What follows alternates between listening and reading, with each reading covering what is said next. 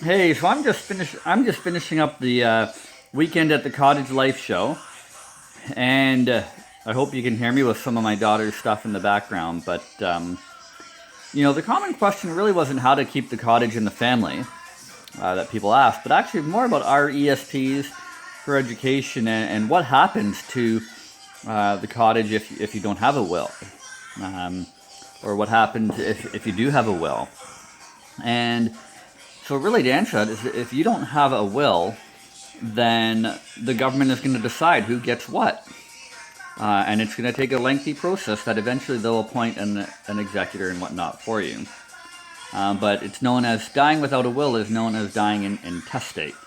Um, but that's what will happen. So if you have a cottage or a property, then the government's going to decide who gets it, and they're going to decide the amount on each. But not only that, let's say you don't have a cottage and you don't have a will, then here comes my youngest. But who's going to look after the kids? I'm So four and a half. she's 4.5, and if we don't have a will, then someone else is going to get to decide who looks after her and my other one over there. And I don't want that. I want her that if something were to happen to go My to people we big know. sister is 7. And her big sister is 7.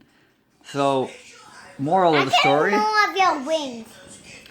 Moral of the story is have a will done, because at the end of the day, you want to decide who controls what with what when you're gone, and you can do that with your will.